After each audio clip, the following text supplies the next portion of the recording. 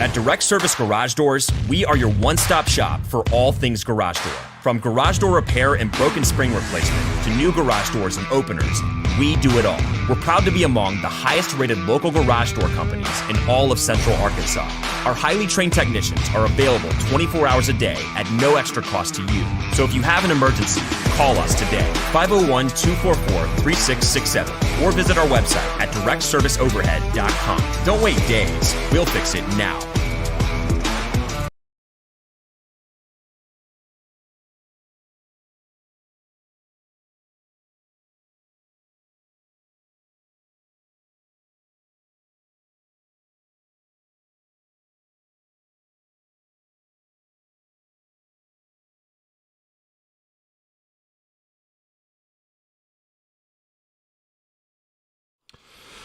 All right, not the outcome that we wanted. It's the outcome that we got. But, yeah, we've got some takeaways on this. We have a poll. We have a poll in our chat, so make sure you guys take the poll. Let's do this. 3, 2, 1. Yo, what's going on, Arkansas Razorback fans, SEC fans, everywhere? Welcome to the Tuss Talk with Ty postgame show. Shout out to Patreon supporters. Of course, our sponsors, Direct Service Overhead, the Garage Door Company, who offers same-day services, emergency service, great results, a lot of 5-star reviews. Give them a call today at 501-244-3667. Again, that's Direct Service Overhead, the Garage Door Company. Their link is provided for you down below. What used to be called the description box. Also, Apex Tattoo Studio, located in Rogers, Arkansas, 201 19th South Street, or 19th South Street. Sweet pea. Walk-ins are welcome. Tap-out sessions are available. Discounts are also available. If you mention Tuss Talk with Ty, you get 10% off. Give them a call today. Get your appointment set up if you're in the Bentonville, Springdale, Rogers area. Give them a call, 479-278-2694. Their link also provided for you down below in the description box. And, of course, last but certainly not least, the Odd Soul Craft Bar and Pizzaria, located on Emma Street here in, or as I kind of call it, super light Dixon Street. It's super light. It's much more like people in their 40s go to Emma Street, but it's cool, though. It's a cool vibe. I love Dixon Street. I'm 39. Maybe that's why. Cool vibe there. You've got Black Apple right there down the road, and Odd Soul, who has great pies and all kinds of IPAs, all kinds of local stuff there on tap. So why not check them out? All right, again, poll is up. I don't know if did we put this in? I think I did put that in Discord. I'll do it again. Discord got 2 notifications. All right. Yeah, make sure you like, share, subscribe, okay? I do appreciate each and every one of you guys. Effort does not equal wins. That's an issue, says 360 STS. Okay, well, speaking of Black Apple, really quick, they've got this new, they're not a sponsor. I just figured I would give this a shot. It's called Black Light Lemon Berry. It looks really tasty. I saw it at Walmart. I know some of you miss me doing these little quick, trying these out on lives and whatnot. Yeah, I was hoping we were cracking this bad boy after a dub. Not the case, but let's do it. My favorite sound ever. Oh, God. I love that sound. All right, let's give this a shot really quick. Okay, that's interesting. Black Light Lemon Berry from Black Apple. It's not as overwhelming as I thought it might be. I guess it does say Black Light on the can, but that's pretty good. That's a good beverage to have. Frosty cold. It's not bad. This thing's pretty cold. It's been in my fridge for a minute. All right. G-Rex says, like most L's this year, missed free throws screw us. That's a very good point. Let's take a look at our poll. Impressed with the Hogs despite the loss. 67% of you say yes. I should have said, those of you who vote no, tell me why. What weren't you impressed with? Was it the missed free throws there, kind of halfway through the second half? Remember, they shot pretty well in the first half at the free throw line. Was it, the three-point defense wasn't quite there in the second half, Alabama splashing all but one of their threes in the second half. Not that they ended up with a bunch. Was it maybe their perimeter defense in the second half a little bit? Was it not finishing at the rim, maybe. You guys tell me if you voted no. But a lot of you vote yes, 67%. You're impressed. Okay. Council shooting that last shot is so dumb. He was arguably the worst shooter on the floor. I don't know. Anthony Black was 2 of 7. Ricky Council was 5 of 9 and had 20 points. So I don't know that I agree with that take. Who said that? I just read it. I didn't read your name. Jacob P. Toom. I don't know that I agree with that take. I don't know, man. I mean, I hear your frustration, whether or not you want him being the guy. I don't know. Will says impressed. I don't know. I expected better than blowing a 9-point lead in the first 90 seconds of the second half. They clearly made adjustments. I mean, I get it. I thought their second half effort was, especially those first 7 minutes, Arkansas just, it looked like there weren't many adjustments made, if there were any made at all. I get it. That's not. I don't know. I would say I was impressed. I would say personally I was impressed, especially that final minute and a half, final 2 minutes, minute and a half. I thought Arkansas looked. They scratch and clawed their way back in it. Nick Smith. Oh my God. I mean, we've been saying it. What this team looks like with and without Nick Smith, they're two completely different teams. Let's be real. Without Nick Smith, I think you lose this thing by double digits. I mean, let's be real. This guy looked good on the defensive end of the floor, defensive side of the floor, and was obviously a monster scoring. From a scoring standpoint, I don't know, man. I think I was impressed. Wasn't happy. Wasn't the desired outcome, obviously. Let's see. I only put no because same issues are occurring. Yeah, free throw shooting in the second half could have been a little bit better. I mean, they went on, Nick Smith. What was he? Was he perfect at the free throw line? What did he end up doing? He was 4 or 5 at the line. I'm pretty sure he only missed 1 in the first half at the line, again, if I remember right. But you end up, let's go over the numbers here really quick. Alabama, who got better in the second half, clearly game planned better. They shot 29-64, 45%. They were 13.6% outside shooting. They were 3 of 22. This is a team that averages, 28, 29 threes attempted a game. Arkansas held them to 3 of 22. That was some terrific perimeter defense. I think some of you who are angry, I noticed in Discord, I would urge you to maybe, I get it. We want to let our emotions out. We're pissed off. Oh, Miller shouldn't have played, blah, blah, blah. I get it. I understand that. You're not overly thrilled with the way they played in like I said, the first 6 or 7 minutes of the second half. But I think when you kind of let it soak in, this was actually a pretty good – and I hate that moral victory thing. I'm not a fan of it, but they looked like a quad 1 team versus a quad 1 team against a very good, arguably the number 1 seed, a team that's going to win the SEC regular season, who, I mean, I don't know what to expect in the SEC tournament because I kind of feel like, teams are just different in the SEC tournament. Sometimes you wonder if they're just, let's just hurry up and get to the real tournament, right? I'm not a big fan of the SEC tournament. I'm not a fan of conference tournaments, if I'm being honest. I'm not, but I get it. They got to get their money.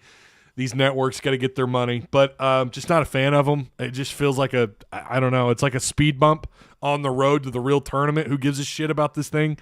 I mean, look at Nolan. Nolan, arguably the most successful postseason head coach in Arkansas history. Between him and, I mean, obviously it's not fair to compare football. He is in basketball. He's the most successful postseason coach Arkansas's ever had. And what did he do in the SEC tournament? How often did he win the SEC tournament?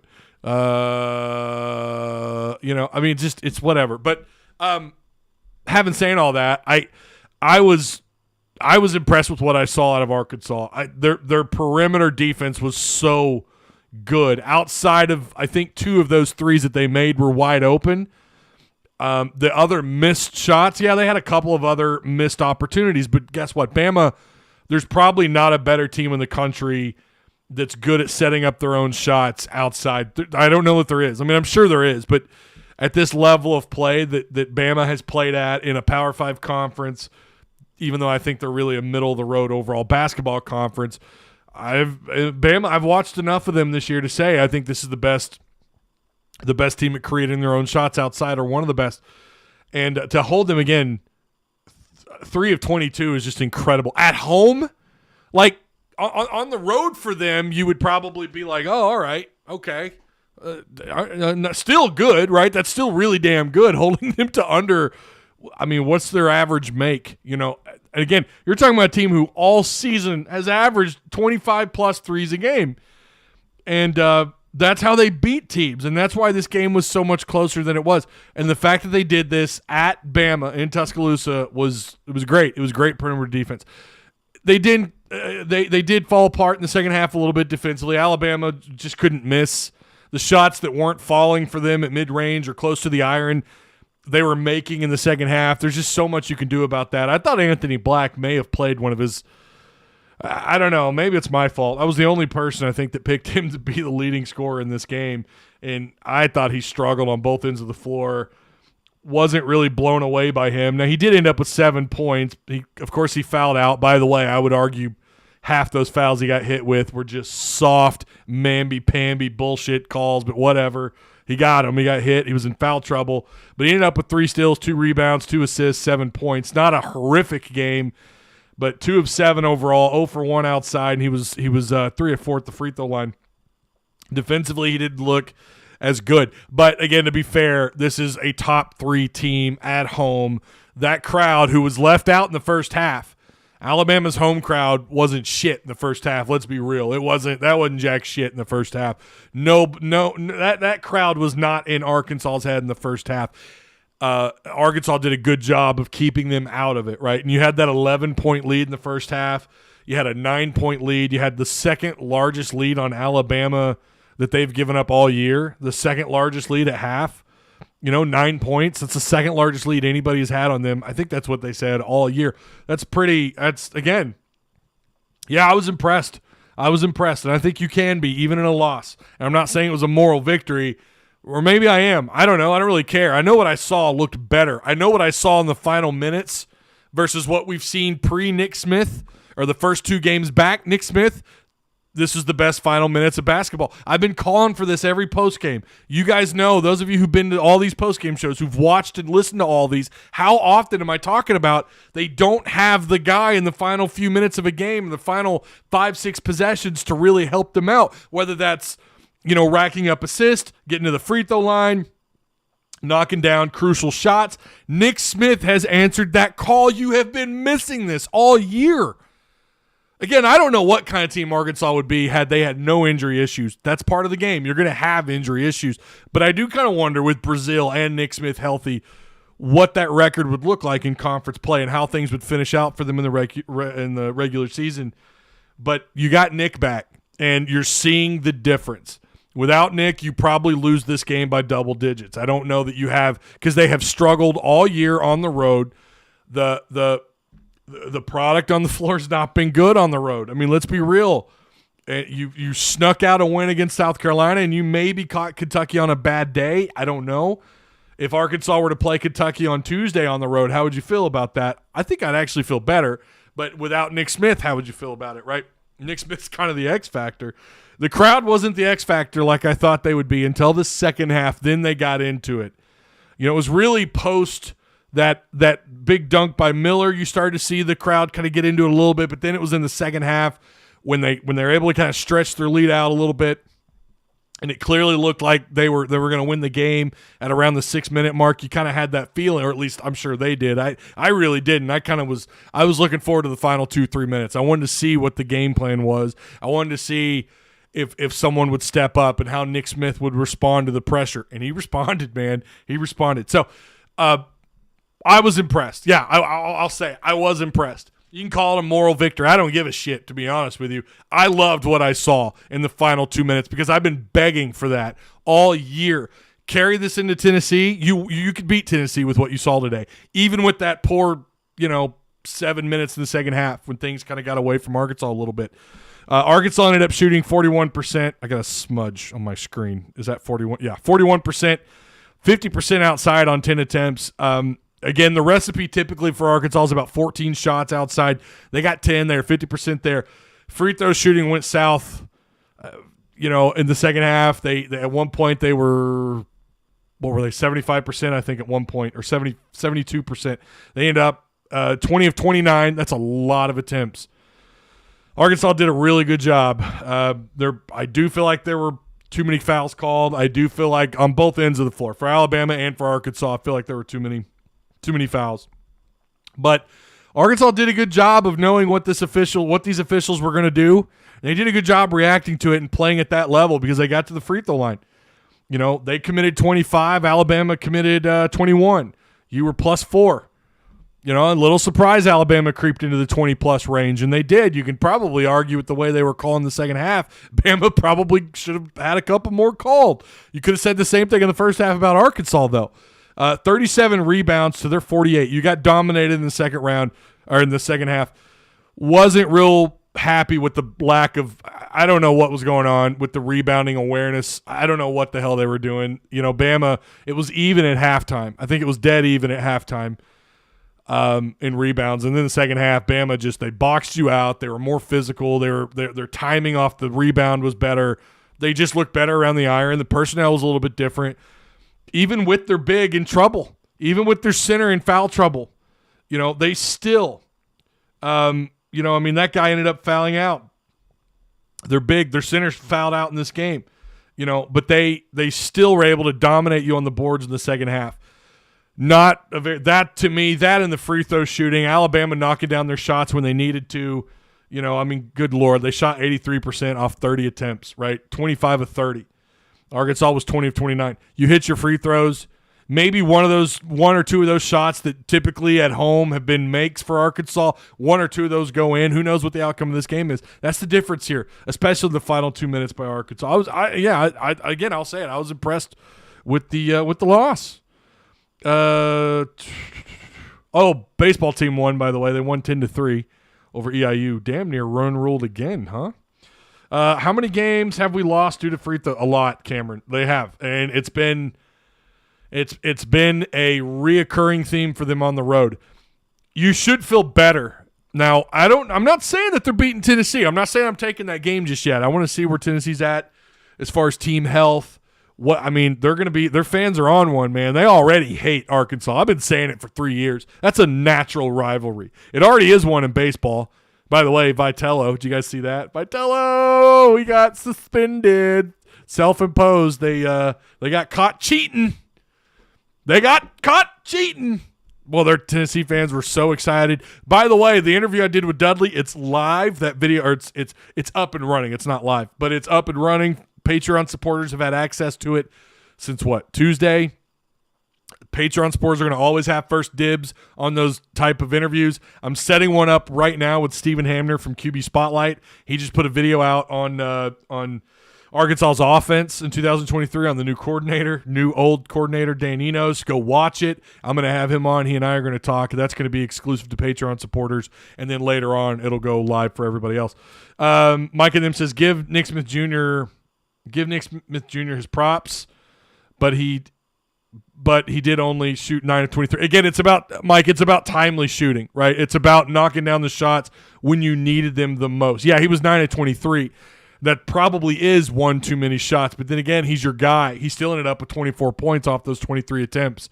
It's about when he made those shots. It's about when he came through in the final minutes. Yeah, he took one too many quick shots. I thought him and who was it? Was it Devo that went down a couple times, didn't even bother, really trying to open the offense up with passing, trying to move the ball a little bit better. There were a couple times, maybe it was him and then maybe Ricky Council. Maybe it was Council, not Devo. But there was a little bit of selfishness. But without his 23 attempts, without his 9 made, or you can argue without his 9 made attempts, of course, or 9 made of his 23 attempts is why you were in this game, right? Again, it's about when he lit it up, right? It's about when he was making those shots. His defense was really good. He's a smart defender. He doesn't get called with much. In fact, I think he's really good at staying off the defender, not getting too physical like Walsh. Walsh is a bigger body, bigger frame. He plays with that kind of intensity on defense, especially on the ball. Walsh fouled out. Anthony Black fouled out. How many? Let's see. Yeah, and then you had Nick Smith, who, of course, he was fouling late in the game to kind of try to close the gap. I love the 1.5-minute call by Musselman. I thought it was good. The timeout on top of the foul to Devo when he got nut tapped. I think that's what happened. I think he got nut tapped. Bless his heart. We've all been there, huh? All the fellas, you hear me, bros? We've all been nut tapped. That was a smart timeout, because then, and they explained it, Nate Oates could have chosen who picked the shot, who was given the opportunity at the free throw line.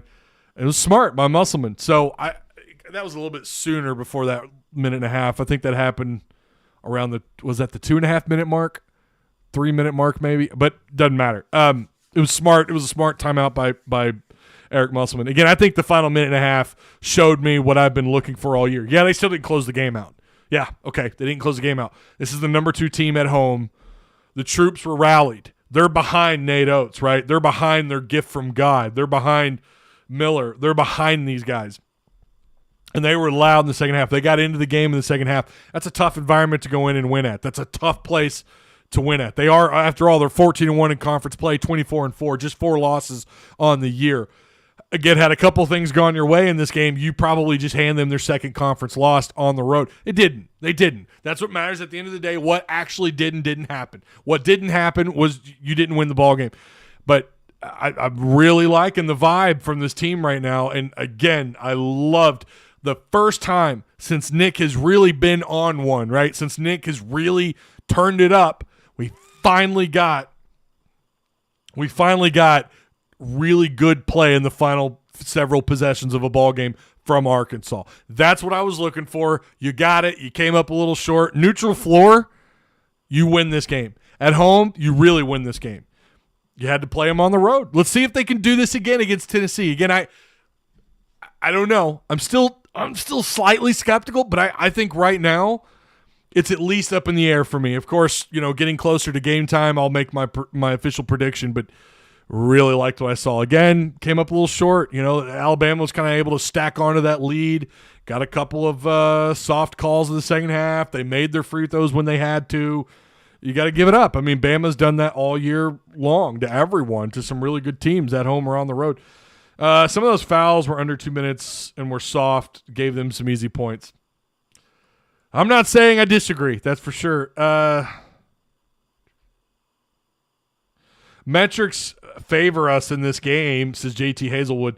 Only SEC team to score over 69 on Bama in regulation. I didn't know that. Held Bama to 3 threes. Hopefully we clean up the free throws. Nick will help close out games down the stretch. There you go. There you go. He just wrote it out for you. What we've been seeing all year long. Yeah, I think, again, on a neutral floor or at home, you win this game. Unfortunately, you give up your first sweep to Alabama since 2012. I cannot believe this still shocks me. Alabama leads this all-time series. I don't know how that's possible. It's only by like 6 games or 7. I still don't know how that's possible. I mean, say what you want about Mike. He was pretty good in the regular season, right? Pelfrey was Pelfrey. Stan Heath always, I thought, underachieved. Mike underachieved in postseason play. I was a little surprised that Arkansas had lost that often to Alabama. I would have guessed Arkansas +5, +6 in the win-loss category over Bama, if not more so. Especially when you go back to when Arkansas goes on their run, they had just joined the SEC, and throughout most of the 90s up until about the final 3 years, they were one of the 2-3 best teams in this conference. So it was a little surprising. Remember, Bama, I mean, their fans don't even know. They didn't know how to spell basketball until Nate Oates arrived, until they saw, oh, wait, what's this game called? What's this thing with the orange ball? Oh, it's basketball. Oh, now we're God's gift to the sport. They are 1 and done in the NCAA. I don't know if I'm buying that or not, KJ. I don't know. They are really good. They got plenty of length to play with. They've got size. They can go guard heavy. They can match you up in size. I don't know. I think they look to me like a team that could go on a run. Now, Nate Oates hasn't proven that. Look what happened last year.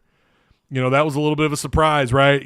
They've never – how far have they gone under Nate Oates? That's the thing that he's going to have to prove everybody wrong. But this is the most talented team he has ever – that Alabama's ever had, period. It's the most talented team they've ever had. And he's a good coach. I may not agree with someone playing as they are. I may not agree with it, but say what you want about him off the floor.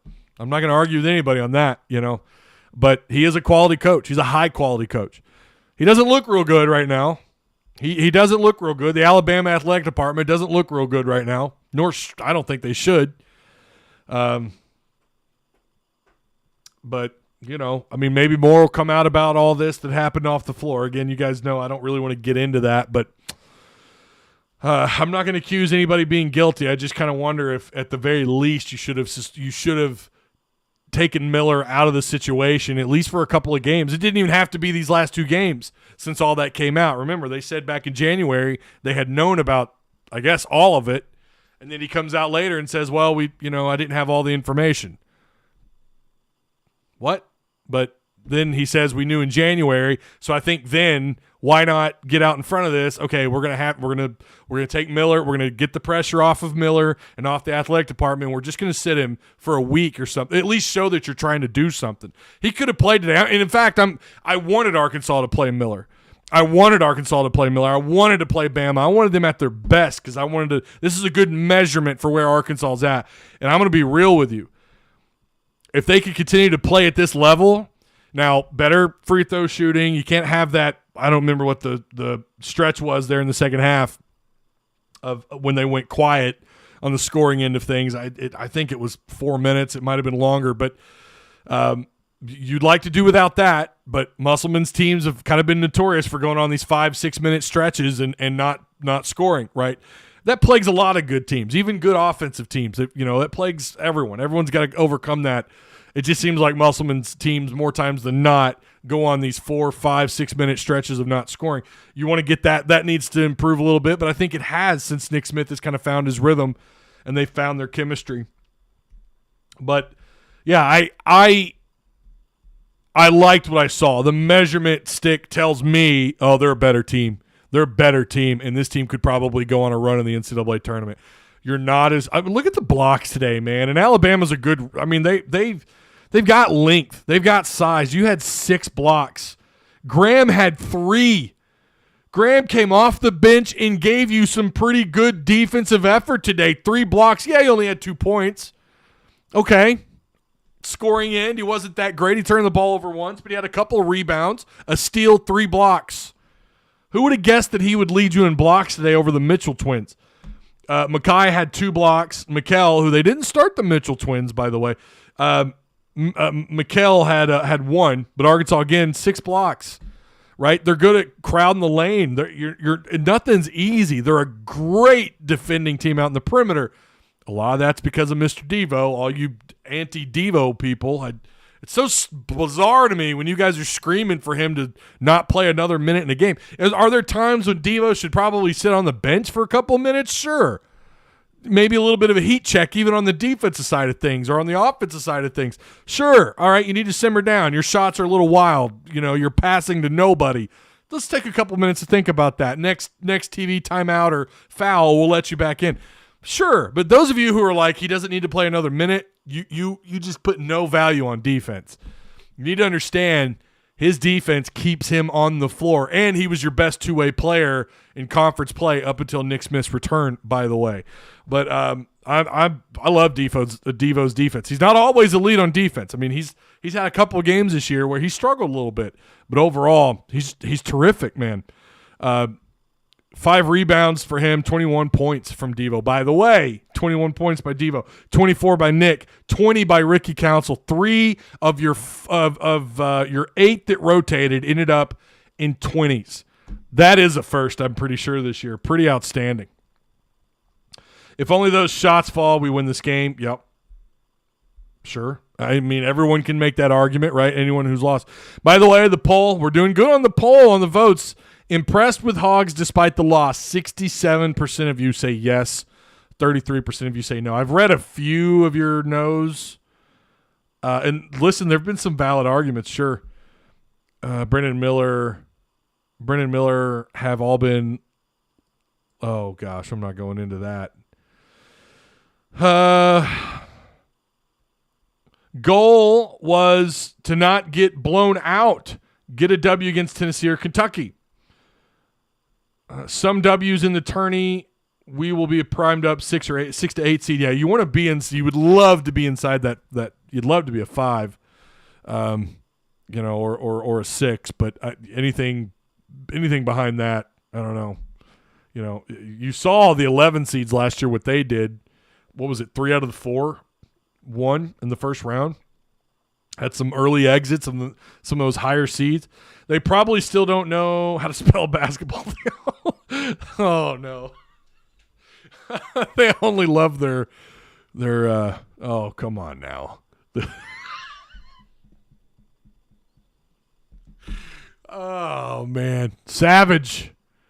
Oh, I missed a super chat. Jay Massey, not too upset at this one. This team is capable of beating anyone in college basketball on a neutral court. Smith is on. I agree. Thank you so much, Jay Massey, for the super chat, my friend. I appreciate that. Miller should have been teed up at one point in this game. He was protected in that sequence. Now, I don't remember who it was, but there was someone that got in the face of Mekhi Mitchell, and I thought it went too far. I'm typically, you guys know how I am. The jawing I get a kick out of. I'm fine with it. He was in Mekhi's face, and I don't remember. I don't think it was Miller. It was it their center? Someone was, and I thought that probably was borderline, should have been a T. But whatever. I mean, they didn't call it. I didn't have a problem with it. Let's see. We're not talking about Council enough. Yeah, well, I think you missed what I just bragged on him, Grady. I just bragged on him. He was excellent. Someone was complaining about his being an awful shooter, and I'm like, hold up, wait, what? No. Council was fantastic. Is this shot selection always on? Nobody ever is. No one's perfect. Someone's going to take a junk 3. Someone's going to take an awful look inside the paint somewhere, trying to knock down a mid-range. It happens. Some more than others. Too many crappy fouls. I'm like, let the guys play. Let them play. Come on. Yeah, second half. And I called it in the halftime, the halftime live on Discord. My exact words were, yeah, they called a pretty good first half. My concern is always with officiating. It's always in the second half. And I'm not talking about the final minute forced fouls when you're trying to get them to the free throw line to stop the clock and get another possession, and hopefully they miss at the free throw line or whatever to get you in a better situation, which Arkansas, again, their final minute and a half was really well called. And for the most part, not perfect, but for the most part, the execution on the floor was pretty spot on. But up until about, again, I'm not complaining about the forced fouls. I'm not talking about the stuff you're supposed to do. There were some really soft, mamby-pamby bullshit soft calls, 100%. And you could argue in the first half, it kind of looked like Arkansas and Bama were allowed to play a little more. I mean, hell, your first foul wasn't even called until, 4.5, 5 minutes into the game. So, it wasn't. It's that second half. It's that second half when it's just like the SEC changes their mindset entirely on how they're gonna call the game. Oh, I'm not. Farting bullfrog. Miller definitely has the, yeah. I shouldn't laugh, but just sometimes you guys just go out on a ledge here. You miss 100% of the shots you don't take, he says. I don't know if you already have, but can you go over the SEC standings and who we want to win today for specific seeds in the SEC tournament? Well, I mean, I don't know, Tony. I mean, you still got games left to play. I can look at the scoreboard here really quick. I mean, yeah, you want Kentucky to win out up until you play Kentucky. You're rooting for Kentucky for sure. Let's see. You got A&M, who right now is trailing Mississippi State on the road. 47-49, they're down 2. That's a good game. That's a real good game. 2 very physical teams. Kentucky's up on Auburn right now at home, 38-29. You got South Carolina on the road at Tennessee. Listen, as much as it really doesn't impact Tennessee much at all, but losing to South Carolina would drop them in net rankings. It would. Vanderbilt in Florida, you're rooting for Vanderbilt. LSU, Ole Miss, you're rooting for LSU. Missouri beat Georgia today, beat the hell out of them, 85-63. Wow, that got out of hand. Missouri right now, 21-8. Yeah, I mean, you've got to win. You have to win if you want significant move up in seeding. You need to win these next two for sure, right? If you want to stay about where you're at, split the next two. You just have to control what you can control. I'm not a big fan of, I'll tell you to root for Kentucky because you'd like for Kentucky. That was a good win on the road for Arkansas, right? You're going to root for A&M because, A&M right now ranked, not that really matters. Their net ranking starting to move up a little bit. You're rooting for Kentucky over Auburn, and they're up 9 points right now. South Carolina, Tennessee, yeah, you're going to root for Tennessee because it's your next opponent. 20-8 they are right now, 9-6 Tennessee. South Carolina's 3-12 in conference play. So a loss would, you scroll down. Bama redefines. Oh God. 3 seed and 4 seed still up for grabs in the SEC tourney. An 8 to 9 seed in the SEC tournament would be detrimental to our NCAA chances. Well, you're in, Tony. If you're talking about making, you're in. I mean, again, thanks to the net rankings, it looks like right now it doesn't matter what Arkansas does from here on out.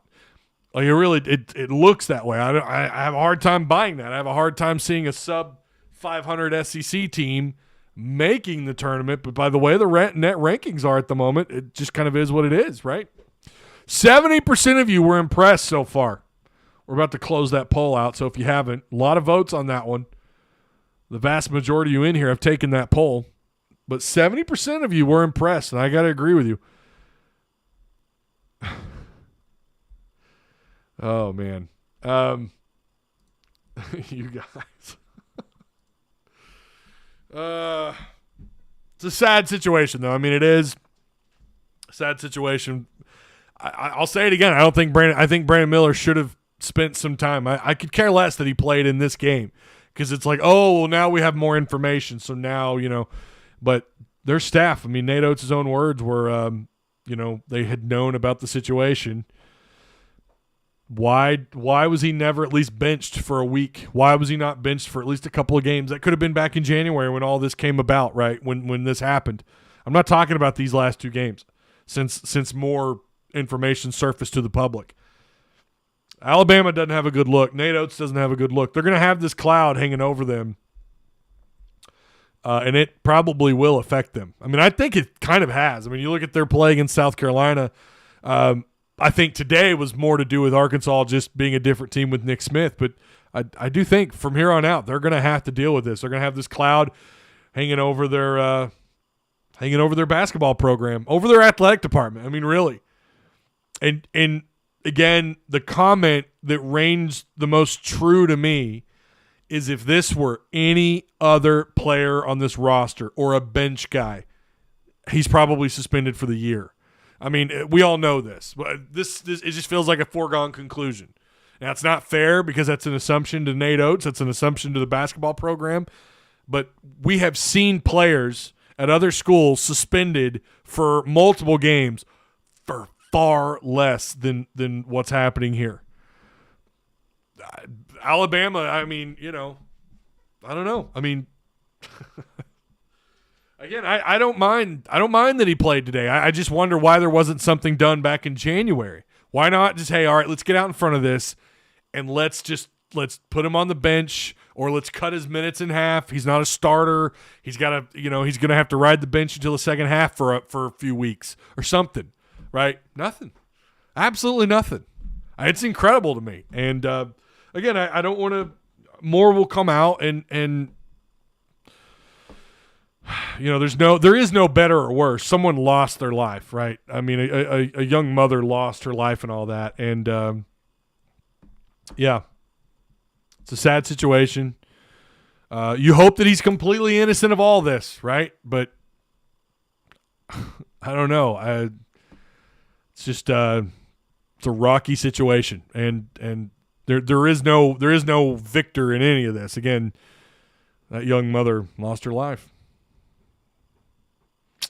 So, anyways, again, the final 2 minutes of this game were really. I mean, this gives me hope. The fact that they trailed by as much as they did, fought their way back into the game to lose 86-83. Really, I think this team can go on a run. I'm filled full of confidence, baby.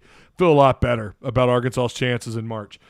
2 weeks ago, I wasn't really sure. I mean, we're talking about that South Carolina barely beating a trash South Carolina team on the road. Some of their other performances up until that point, it just feels like here's that switch. They've hit it. It'd be nice for them to win at Tennessee. That's a tough place to win at, too. That's a real tough place to win at. Arkansas historically, I don't know what it is. I feel like it's pretty bad. I don't remember what it is. I remember going over that like a year or two ago, but it's not an easy place to go in and win at, no matter how much you've turned the corner. I mean, but I'm not saying that there's zero chance. Again, I've liked the product. The final minutes of this game, I've really liked the product on the floor. Did I miss another super chat? Maybe not. Nope, I didn't. Okay. If you guys are looking for ethics in today's sports world, then you are sad. Johnny, people have been suspended for less. I mean, they really have. You're not entirely wrong either. I mean, yeah, this shouldn't shock anybody. It is Alabama after all. I mean, I get that. I mean, it's a win-at-all-cost program. There have been a lot of those, Johnny says it's a win-at-all-cost world. I mean, it is. You're not wrong. But, again, we have seen the right thing. We've seen the right thing done before. It's just asking too much for Bama to do that. So, are we a lock for the tournament? Yeah. I mean, apparently according to the net rankings, Jacob, you're a lock. It's crazy to think that the SEC can have a sub 500 in conference play team if Arkansas were to lose out. It's kind of crazy to think that, yeah, they could lose out and still make the tournament. That's wild. But here you are. John says falls in line with Saban and the kid dope. Yeah. This is the first year under Muss that I will actually wait.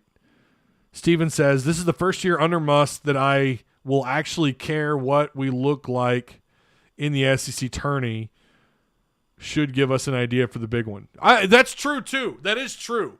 And again, I'm not a fan of the SEC tournament. I'm not a fan of conference tournaments. I think they're mostly, not for everybody, but I think they're mostly pointless.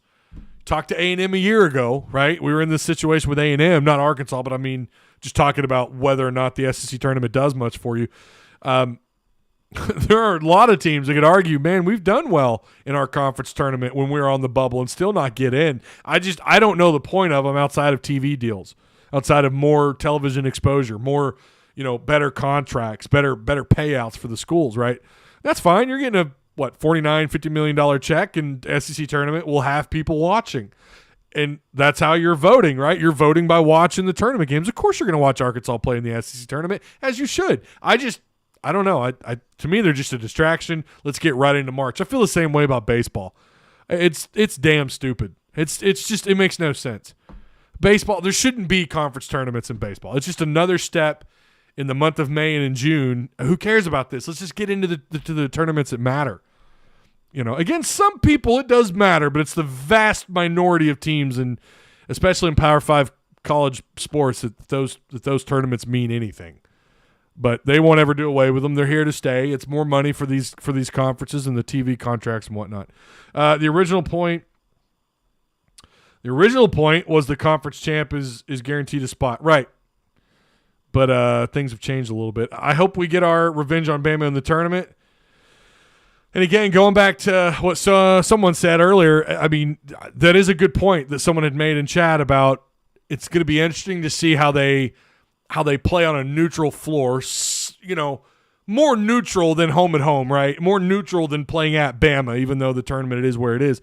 That's another thing. Why not move the tournament around? Why not move it around? Why not 1 year in Gainesville, 1 year in Nashville, 1 year in Fayetteville, or wherever, Athens? I don't care. Why not just move that? I've never understood that. Same thing with baseball. Why is it always in shitty Hoover, Alabama? Why does it have to be in Hoover? Why is it like a sin to talk about that? I mean, if you try bringing that up on social media, you get pelted. Why? Why are we doing this? Why are we? Anyways, just kind of is what it is. But that's been the case, right? It's been the case for a while, and I'm not the only one saying that. But yeah, no, it's going to be a good test. The SEC tournament's going to be a good test. You win out. If you win these next two, you got a really good shot at getting a pretty good bump, especially if Kentucky can continue to win. And if you beat Tennessee on the road, yeah, you're going to get a bump. You could get up into the top 6, maybe even the top 5 seeding, depending on what you do. Now, that's where you can make the argument where the SEC tournament will have its purpose. Maybe getting a spot up if you can go on a run in the SEC tournament. But you have to do it against higher quality teams. So last year's tournament was in Tampa, so there's that. Oh, was it? Was it in Tampa last year? See, I don't know. I just don't care. The conference. I thought it was in the same place as always. Suspended for missing class, curfew. Yeah, I mean, that stuff happens, James. I mean, again, Kamani Johnson was suspended. Musselman has suspended players for a lot less, but it is what it is. If you're against conference tournaments, how do you think teams should be given their auto bids? Yeah, I mean, you do away with auto bids. I mean, maybe it should be a net ranking only. I don't know, but I just don't think they serve any real purpose. So is Pittman with suspensions. Yep, Pittman has. One of them recently might have been a little bit too harsh on a certain player.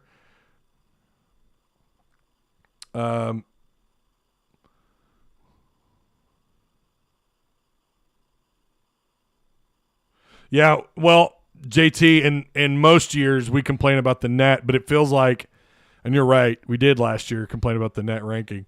There's just no simple way, right, to get the desired outcome, or at least the one that feels equal.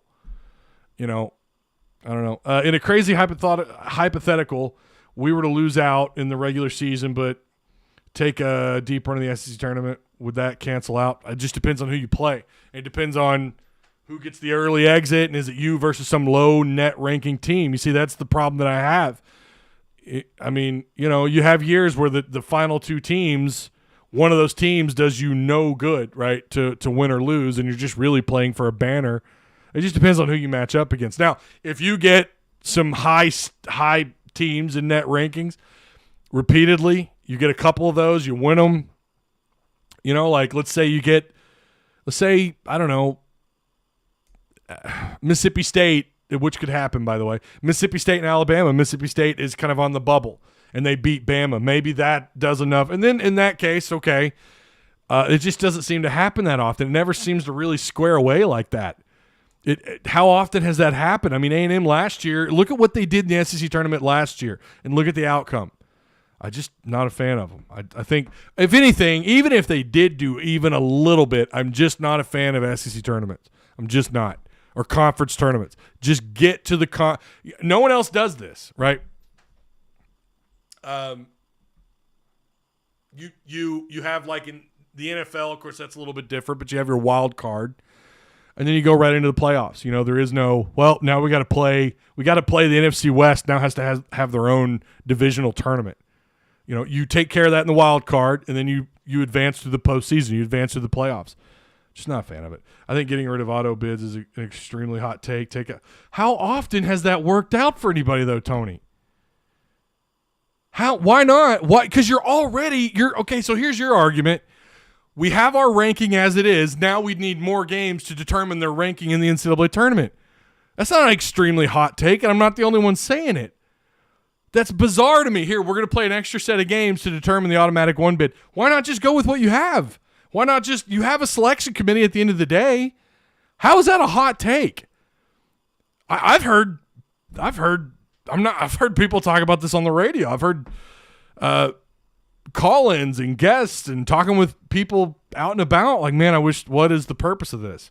There's no point in a conference tournament. What does it do for you when you already have your established net ranking, right, at the end of the season? You have your final game against Kentucky here in a couple of games.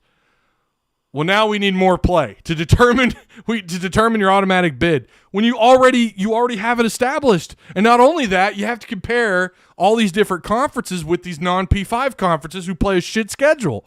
Well, no, they're an automatic bid. It's just garbage. I think it's pointless. You already have your net ranking in place. It doesn't do much for the people that are already in the top 3 seeding.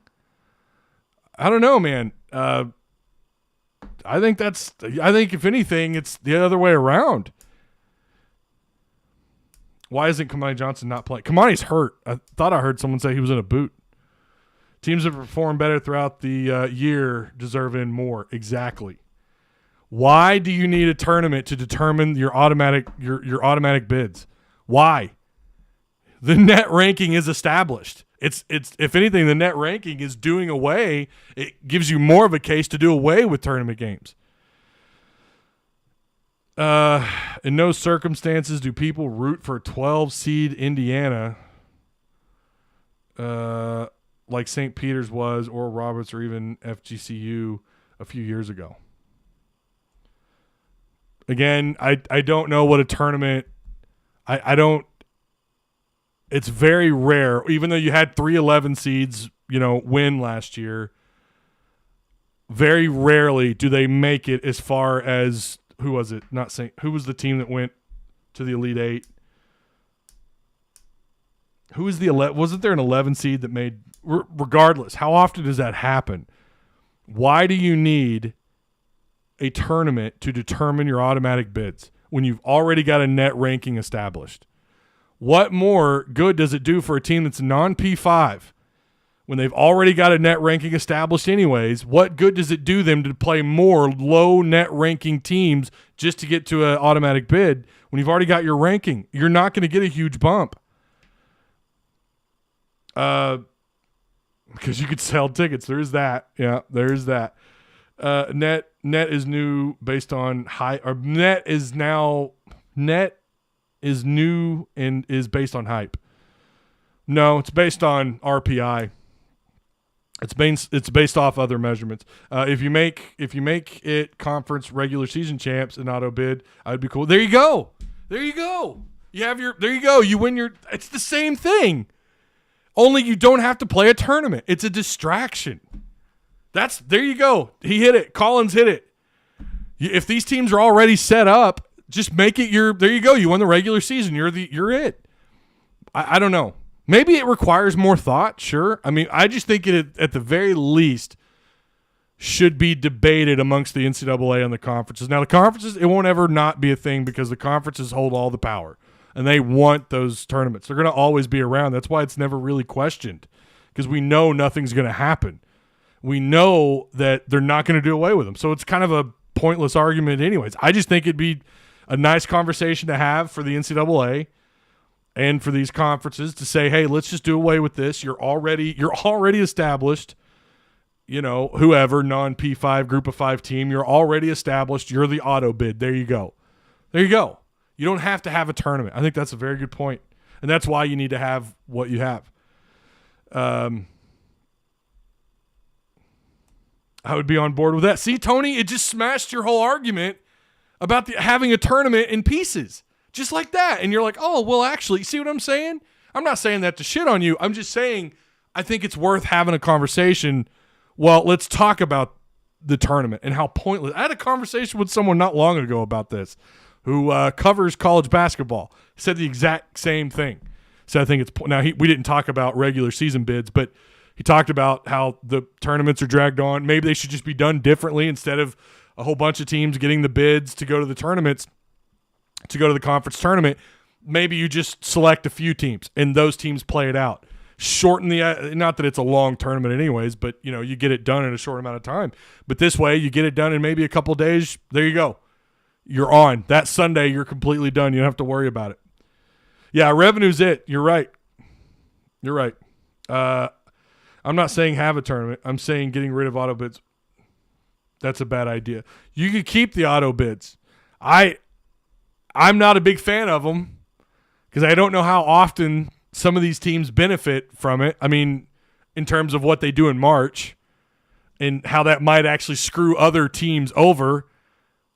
And that happened recently. I mean, last year they got screwed over because of auto bids, but I think it should be on the table to if you're not going to have a regular season determination, right, of getting rid of the tournament. You know, I don't know. I think it should at least be a conversation to be had about whether or not you want to keep going with this current model in terms of fairness to the rest of college basketball. Now, you could argue that, again, some teams, they get in because of the auto bid and whatever, and they maybe go on a road or go on a run, but it feels like just as often that also screws over some other teams that are just as, if not maybe more deserving of getting in. Hot dog water. I don't know. Okay. So freaking proud of our guys. Here comes Kate.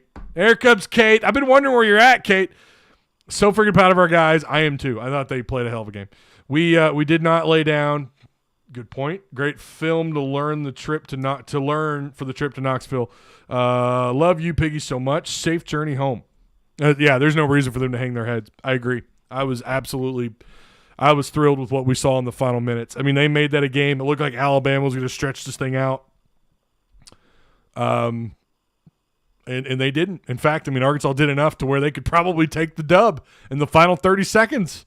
You know, with that Nick Smith 3, God, he's just been pivotal. That's the whole thing. I'm arguing that we should have auto bids. I don't care if it's through tournament. I think all the conferences should get a team. I don't because it screws other like you look at teams who played more difficult schedule. Arkansas is a good example of this, right? Now they get the benefit this year because the net ranking is in their favor, but a team that was riddled with injuries, you know, had Nick Smith not come back, let's say the net's not in your favor. Well, now you've got these auto bids that could possibly get in your way. Look at A&M a year ago. I don't like the idea of auto bids. I really think there should be a debate at the very least of what to do with auto bids and how to handle the SEC tournament. I'm more against tournaments than I am auto bids. I'll say that. But we've also seen teams get completely screwed over because of auto bids. We have. So, I don't know. We'll just have to agree to disagree, Tony, which is not surprising. I know you're a big Mike Anderson guy. I think you weren't a big fan of me saying we need to move on from Mike. And yet, here we are. They did. Thank God. We may need an automatic bid this year. No, you're in. You're in. The net rankings have taken care of that. You're in, Trey. Scrolling up here. James says it gives the last place team in conference to get. Yeah, if you're last place in your tournament, odds of you winning your tournament aren't real high. If they win the SEC tournament just like Hogs did in 2000. How often has that happened? I mean, really? And who did you screw over to get that bid? RPI's ass, disregard it. That's debatable. I mean, in basketball, you got to have something, right? You got to have something in basketball. I mean, with selects committee, he hasn't been on the floor. Who hasn't been on the floor in 8 games? He hasn't been on the floor in like 8 games. Who?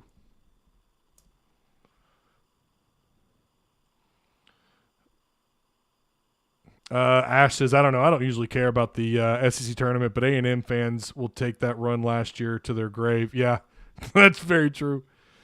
The schedule was brutal. It was brutal, and it didn't really. I mean, this stretch, these final games, right? I mean, at Bama, at Tennessee, and then you got Kentucky at home. That's tough, man. You take care of business. I mean, you're good. You're good. They're good. I think even if, according to net rankings, if you're sub 500 in conference play, you still have a shot at getting in, which is surprising. But I think it's obviously the right. I think it's right. I think it's at least because I think I was wrong about the SEC when I said I thought the SEC was garbage. You know, I think what we've seen throughout the regular season is the SEC is a at least competitive team in basketball. They're not one of the best. They're behind the Big 12 and the Big 10, right? I mean, the Big 10's looking at how many teams getting into the tournament. The Big 12's looking at, I think, 8. I think the SEC probably gets 6 to 7 teams in, and it's because of the net rankings. I think that's probably about right. It's surprising, but after talking with some people, I think I get it, and I think it's the right thing to do with the net. Thank God, right? Thank God you don't have to rely on most years before this stuff really got hyped up with the net. Teams like Arkansas would have to rely on automatic bid, have to rely on getting in through the SEC tournament. There were years when tournament play did matter. It just doesn't mean as much these days. Yeah,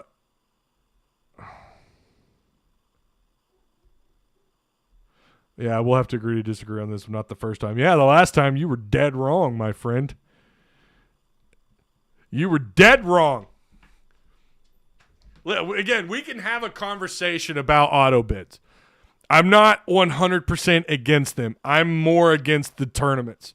I don't know if you've played good enough in your conference. You know, sometimes you can't help who you've played, but that's why you schedule. That's why you schedule appropriately, right? And I think Arkansas took care of that this year with the Maui. Although, I mean, you know, you only had one real high quality win preseason or pre-conference play. You know, and then you can maybe argue Oklahoma. That was a good win. You were rooting for Oklahoma. I haven't checked on Oklahoma in a while. How are they doing? That's another team you'd like to see. I mean, they manhandled Alabama at home. You're going to root for Alabama. And see, I like that setup. Free throws wins championships. You're not wrong. Acting like you've never been wrong on a take. Tony, oh, God. Oh, please don't sound like Facebook people. Listen, I how many times have I sat here and admitted that I was wrong about something, my guy? I'm saying the last time you and I had a pretty a back and forth, you were dead wrong. You and I don't have these very often. You may not always agree with me. I don't always agree with you. But the last time we had an ongoing back and forth throughout a live, you were dead wrong. Talking about Mike Anderson. And you were wrong. Mike's time has come. I think he's probably looking at retirement pretty soon. It was the right move to bring Musselman in. Now, you weren't one of the people calling me a racist troglodyte. I'll give you that. You weren't one of those people. You weren't kick science, right? You weren't that guy. But, yeah. Last time we had an argument like this, me talking to you in live chat, you were wrong to this degree. I've never said I'm never wrong, man.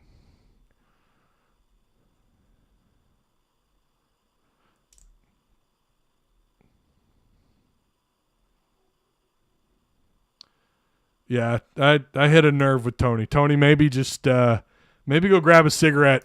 Go grab you a bottle of whiskey, my guy. It's going to be all right. AB had a tough game. Yeah, he did. AB struggled. He caught those 2 fouls pretty early. I was I was a little bit surprised that he didn't. This to me looked like the kind of game where he was going to show up.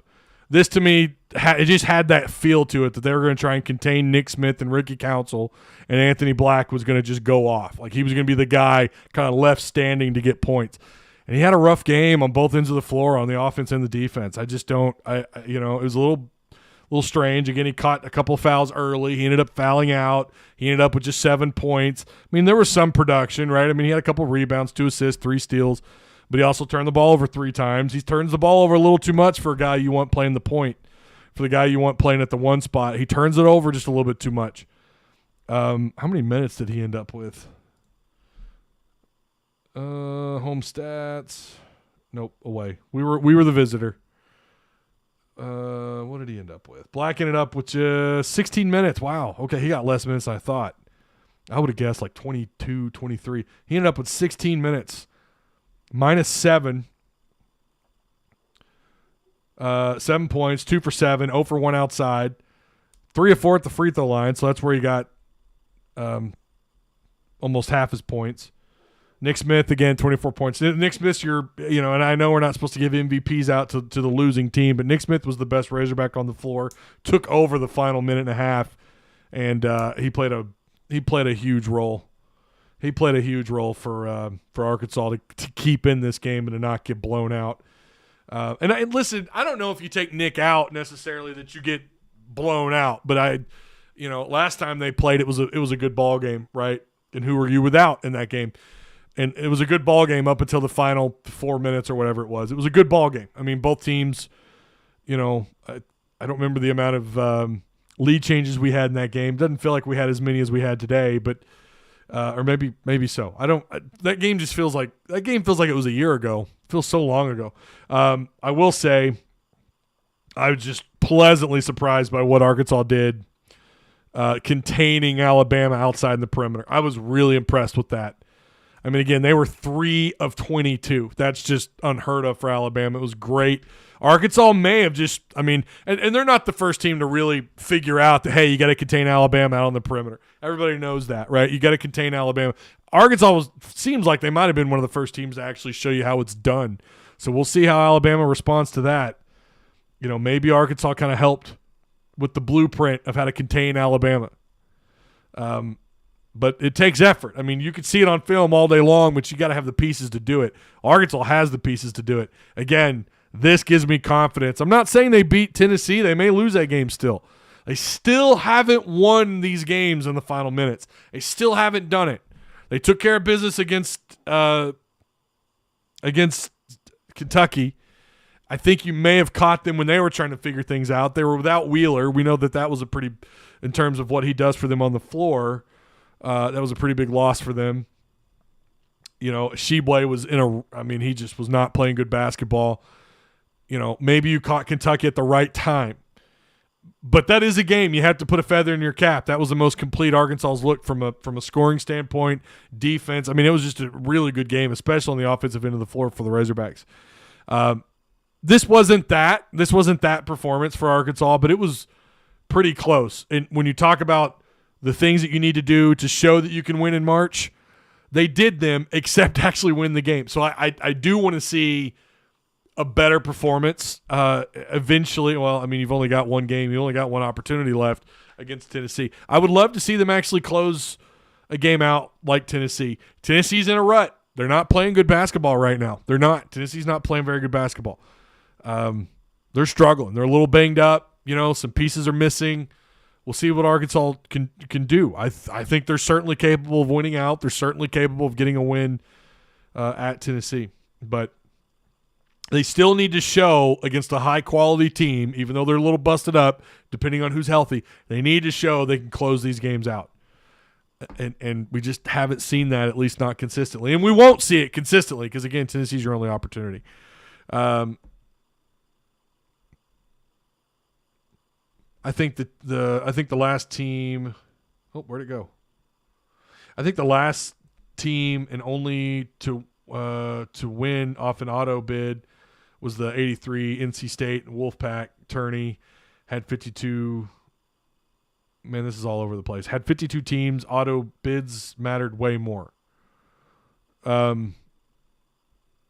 if you're saying they mattered more then, I agree. They don't as much these days. Ty, this is a bad matchup for Black. We played better when he was on the bench. Yeah, and I think you're right, which is bizarre. I mean,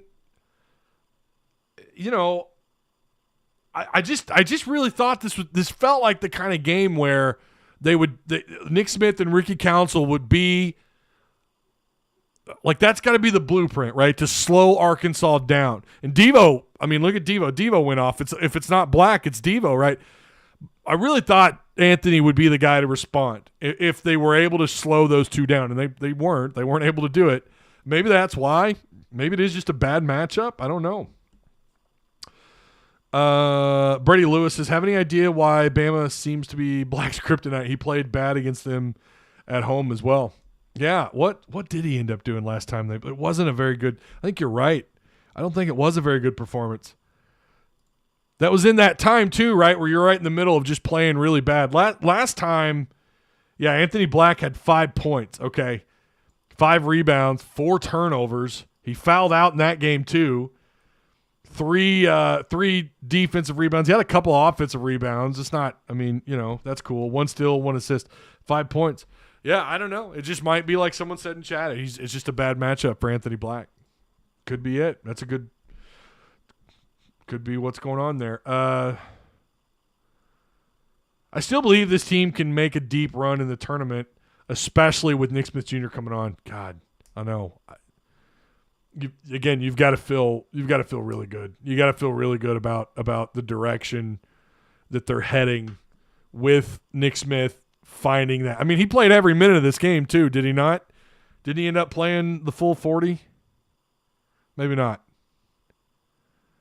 He got 34. When did he? Oh, no, I'm looking at the wrong one. That's Sears. My bad. Yeah, Nick Smith got 40 minutes. He's the only player, it looks like, between both teams to play the full 40.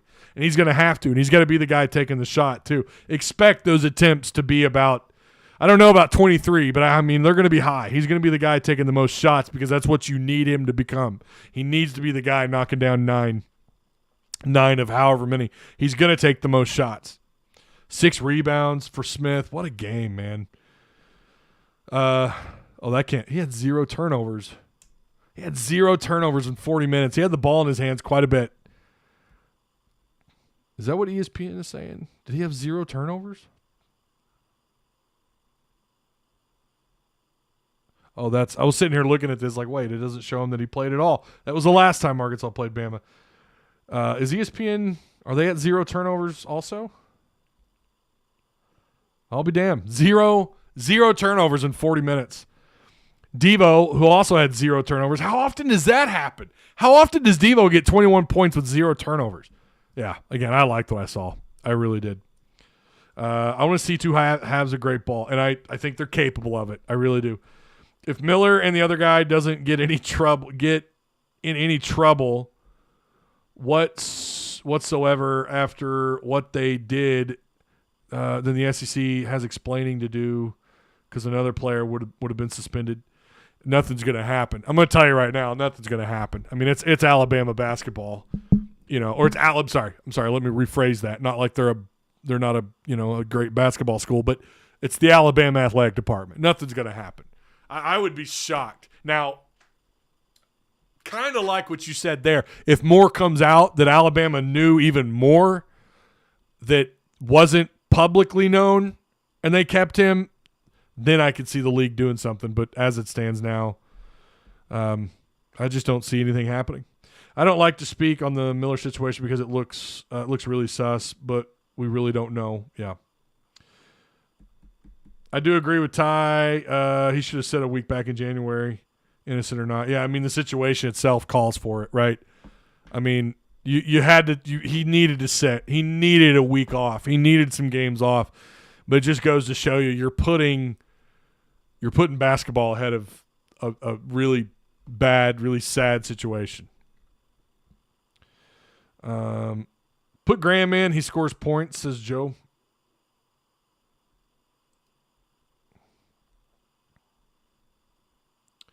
Well, I can't scroll up. Hang on.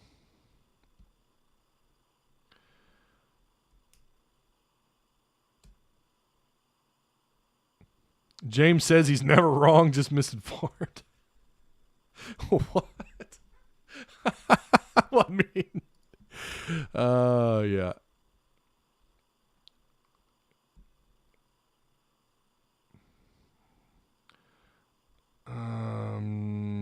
Let's see here. Who's in favor of the portal? Oh, I am. I like the portal. There just needs to be. I think there need to be tighter restrictions on the portal. I think it ought to be a smaller window. There shouldn't be as many opportunities as there are. I think it ought to be a shorter window. I really do. Ty, why would our worst 3-point shooter take a shoot at the end when we have Nick and Pinion on the floor?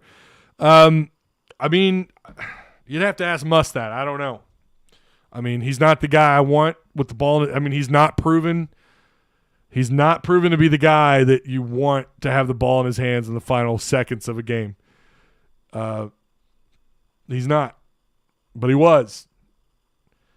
Do you think Devo has shown the most growth this year, especially on the offense? Yeah, I do, Steven. I do. I think he's been – I was really impressed with him throughout most of conference play on the offensive end of the floor. I mean, he became your best two-way player on the floor between him and maybe Black. And Black was pretty inconsistent. Like at his best, yeah, he can get you 18, 20 points. At his worst, he can completely disappear. Doesn't always play smart defense.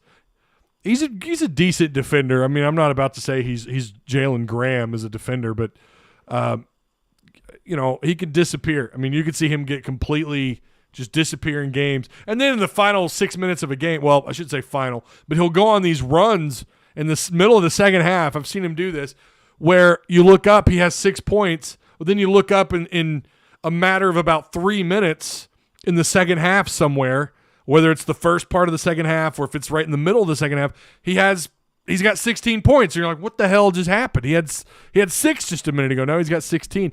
He could be sneaky good, Anthony Black. But Devo was your most consistent scorer throughout most of conference play, really until Nick Smith returned. And then he had a good day today. I mean, you can't overlook what he did today. Devo, again, had 21 points, 0 turnovers, just 3 fouls, 5 total rebounds, 4 defensive, 1 offensive.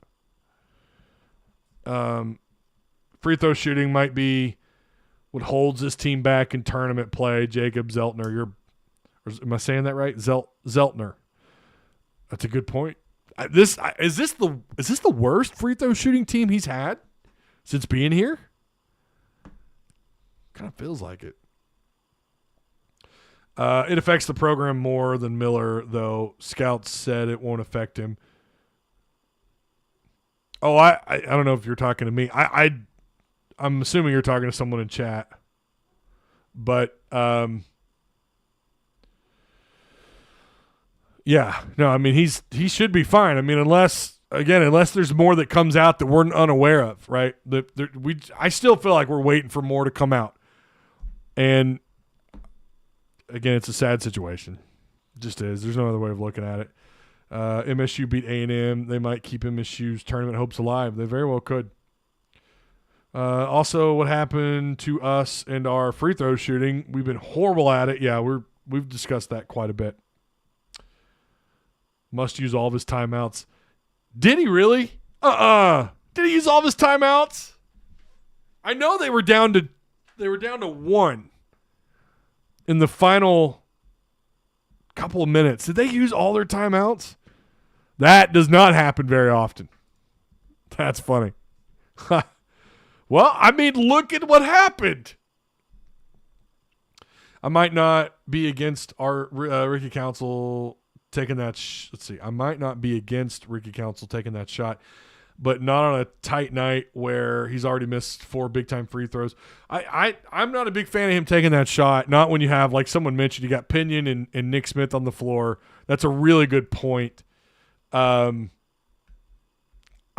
don't know that I like him being that guy taking that shot. How often has Ricky Council in the final 2 or 3 minutes turned the ball over or miss free throw shots or miss wide open threes, miss them, not that he takes a lot of them in the final minutes, but it's not like we see him.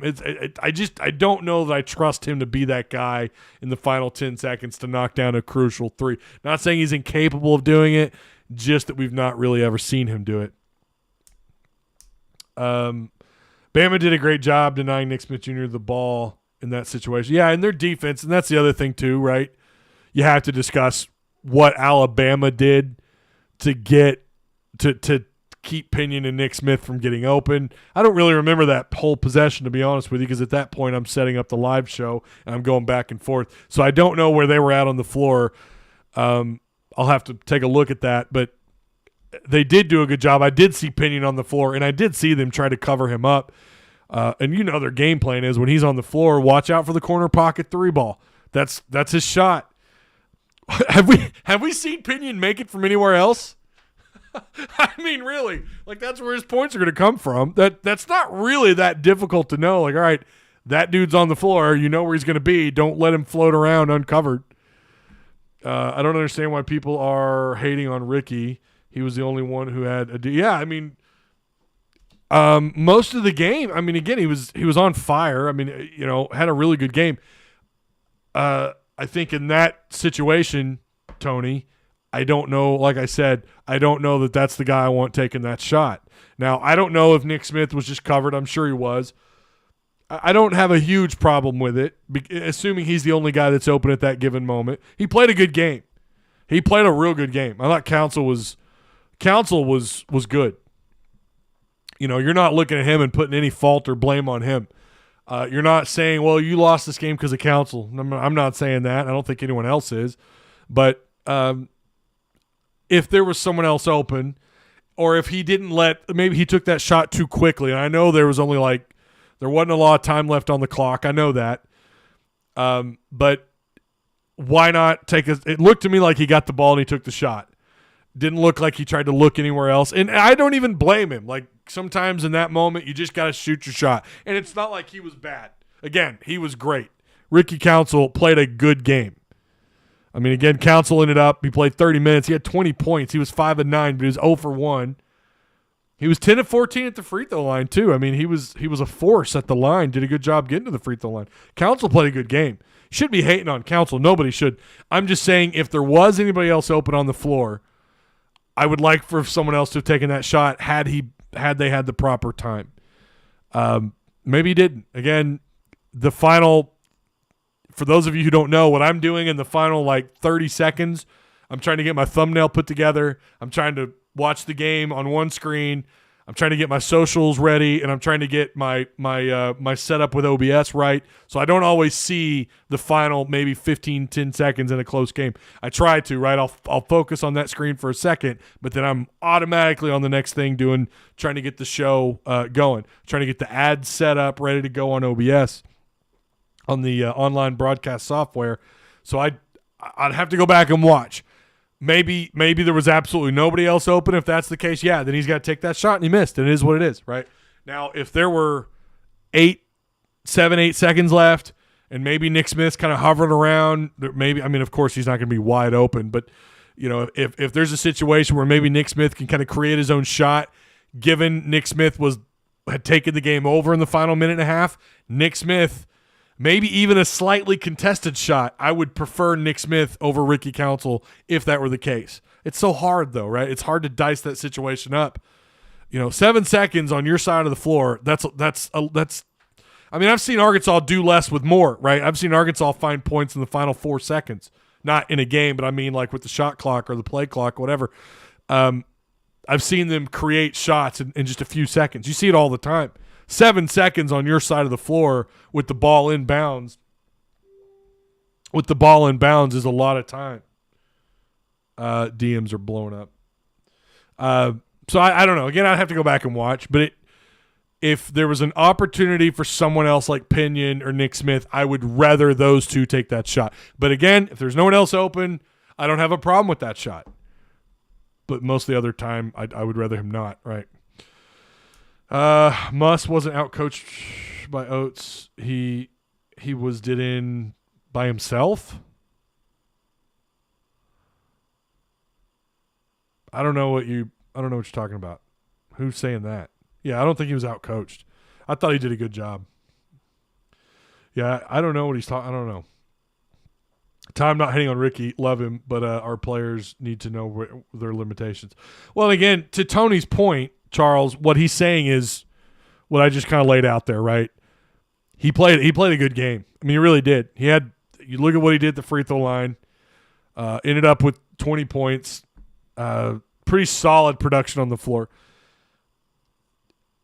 I'm with you if the situation were that Nick Smith was open or Pinion was open, they at least could have had a look, or they could have created their own shot. Maybe there's an opportunity hovering around the perimeter where they can create their own shot, right? If that opportunity was there, but at the same time, Ricky Council had played really well. I mean, it's hard for me to put blame on him, but most of the time, yeah, I don't want him taking that shot. I don't want Ricky taking that shot if there's another option on the floor. That other option to be honest with you, the guy who I would trust more, I don't know that I would trust Pinion more because Pinion's not been in that situation too often. Maybe I would. I don't know if he had a wide open look on the corner, right? Maybe it's Nick. Maybe it's Devo.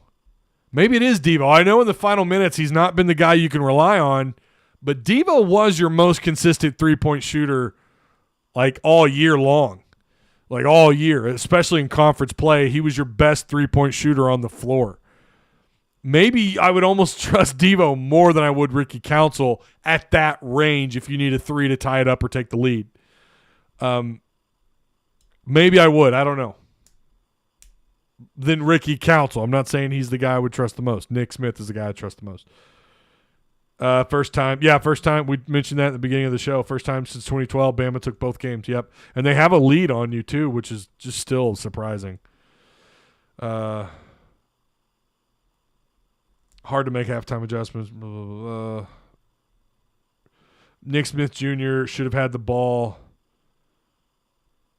on the inbound and taken the last shot. I don't disagree with that, Leon. I really don't. Yeah, 58 points in the second half. Michael, it's Alabama, though. You say it's embarrassing. It's Alabama on the road, man. I mean, dude, they're the number 2 team in the country. Some argue they should be the number 1 team in the country. They're going to be a 1 seed. It's not good. Never giving up 58 points at any half is good, but yeah, that's not a good look. But this is the number 2 team at home with a lot of with a crowd that got back in the game in the second half. I mean, it's not easy, man. It's easier. It's easy for us to sit here and say this, but to actually, to demand that not happen is tough. Alabama, they're on one, man. It's them versus the world. They're probably galvanized. They won this game, and that's what's mattered. They've won a couple of close games. And that's what really matters, and that's what shows, grit for a team. I think either one of these two teams, it wouldn't shock me to see these two teams go on a run in March. It really wouldn't.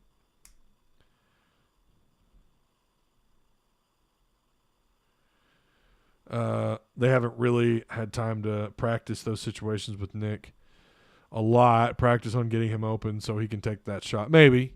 I mean, maybe. But it's not like he's just coming back, though, right? It's not like this is his first or second game back. But I mean, yeah. I mean, I think that. I think one way or another, he has to have the ball in his hands. Like, that has to be the setup in the final 10 seconds. However long you think you have to make that shot to bring the ball across, you have to have something in play. Now, I'm not. I did not see that final possession completely played out live like you guys did. Because, again, I'm flipping around. I'm on 3 different screens. I'm trying to get this show set up and get ready to go. But maybe Alabama just did a good job of taking him out of the picture, him and Pinion both. And maybe you're fine with Council having that shot over Pinion. I don't know. Maybe I am, because Pinion's not been in that position very often. He has, but not as often. I don't know. But I'm with Leon here. I'm proud of the Hogs despite the law. I am too. You can call it a moral victory. I don't really care. It shows me that Arkansas has taken that step in the right direction, win or lose today. The way they've responded, Nick Smith, the chemistry, everything seems to be there. In Arkansas, I think maybe they finally turned that page and we're finally getting what we thought we would see, compared to previous years where you get things completely turned around in February. It wasn't as clean as the last 2 times, as the last 2 seasons, but I think we're finally starting to see it fall into place. I really think we are. We see Pinion take that shot once. We've seen Pinion take that shot once, didn't go well. Yeah. Yeah, I think he has at least once, right? Don't ask me who that was against, but yeah, at least once Pinion had to make that shot and he missed. I don't remember who that was. Sears was like 11 of 12 at the free throw line. It hurt us. Yeah, they did really well at the free throw line. They were 83%, 25 of 30. 25 of 30, man. That's how you win games. Arkansas, meanwhile, 69%. Again, that's not horrible. That's not horrible on the road. That's better than I thought they would have. I would have guessed 65, 64%. They were 69%. 50% outside on just 10 attempts, but, that's not bad. 29 to 70, 41% is not bad. I mean, they played good enough. The bench production, 20, what is that, 20, 27 points, 4 steals, 11 rebounds from the bench, 4 steals, 4 blocks. Great bench production today. Pinion, who really didn't get much time, was really the only non-contributor. Graham with 3 blocks.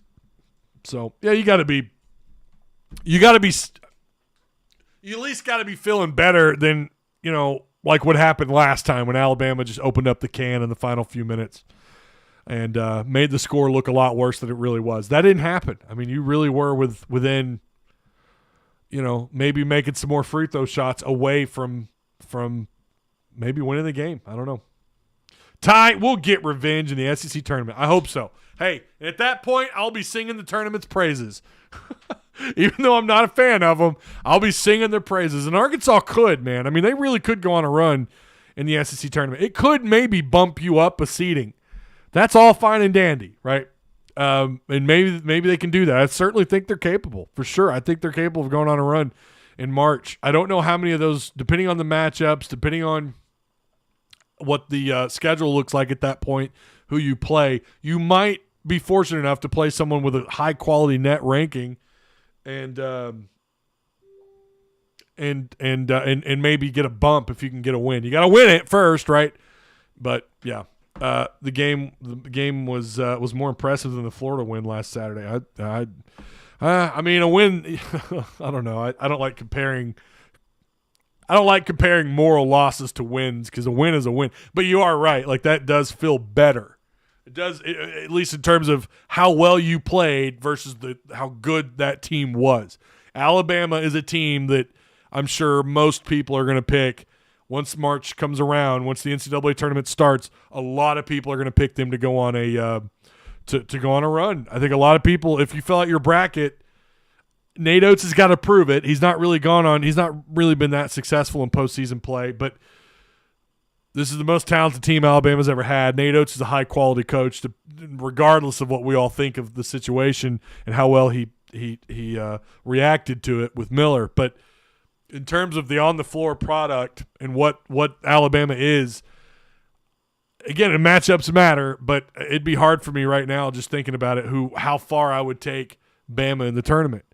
They look like a team that can go on a serious run. So, yeah. All right. I think that's going to do it. I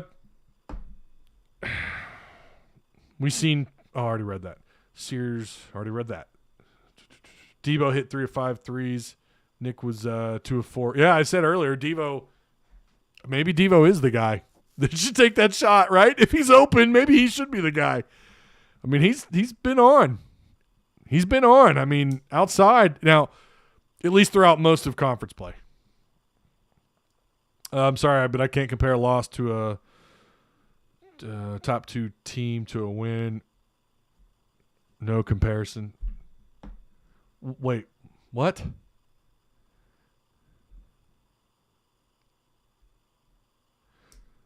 I mean, Michael, the point is you always want to take the win, right?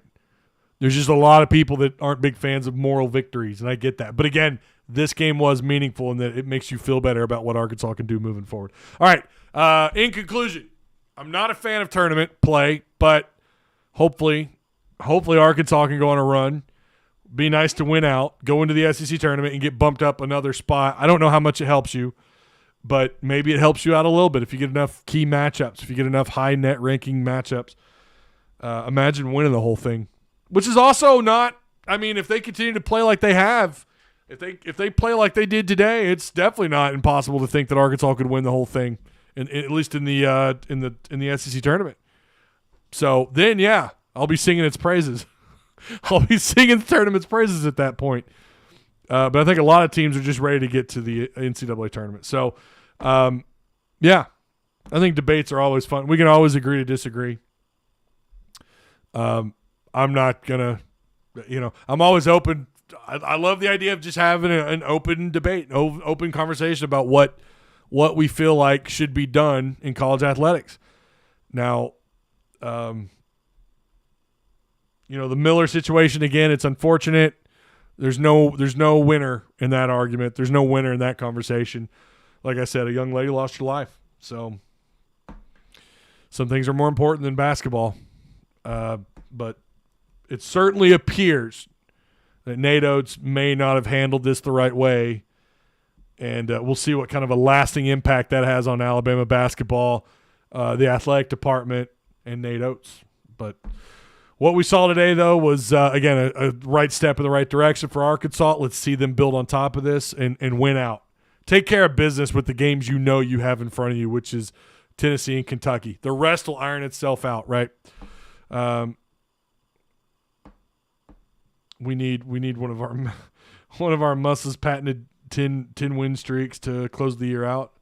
Well, you don't have that many left, but yeah, they need to get hot, Steve. They need to get red hot, and they were so close today. Maybe they can get that done against Tennessee and Kentucky. Glad to have the argument, Ty. Don't always agree, but glad to hear your thoughts. Absolutely. All right, Woo Pig. I'll see you guys on Monday. We'll talk about this weekend with the baseball team. Don't forget, the Dudley Dawson video is up for everybody to watch. We're talking baseball. We talk about Arkansas, Tennessee. Is that a true rivalry? I already put that sneak peek out, right, on Twitter. But is Tennessee a rivalry? We kind of talk about the bullpen for you people that keep asking me to do baseball content. There it is. So go catch it. Make sure you like, share, subscribe if you haven't already. If you haven't already, subscribe. This was a good, long post-game show. I don't mind these at all. I figured it would be with all the stuff going on with Arkansas's turnaround, with Nick Smith, with Brandon Miller, with Nate Oates, all this stuff. I figured it'd be a long post-game. This is probably one of the longest I've had in a while, but I'm glad we could have it. So, yeah, I'll see you guys again on Monday. Have a good rest of your weekend. Stay safe out there. Woo Pig.